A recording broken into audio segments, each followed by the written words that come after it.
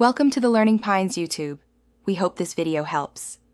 You start by getting the recovery media and image ready.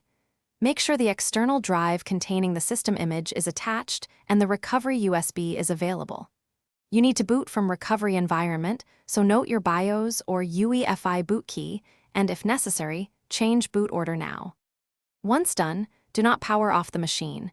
Instead, restart and immediately press the boot key. This first action gets you into the Windows recovery environment to begin image restoration. You will now navigate the recovery menus to choose System Image Recovery. Select Troubleshoot, then Advanced Options, then System Image Recovery.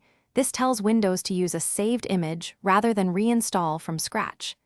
You must pick the correct image and target Windows installation, otherwise you risk restoring the wrong system.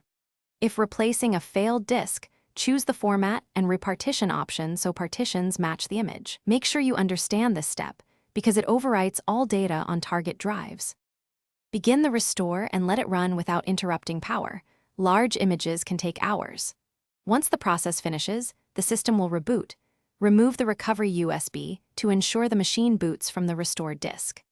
After boot, verify device drivers and Windows activation, and reinstall any missing software updates. If something goes wrong, run startup repair from recovery media and inspect the recovery logs or re-verify the system image file integrity. Often a corrupt image or... Thanks for watching. Consider subscribing if we helped you.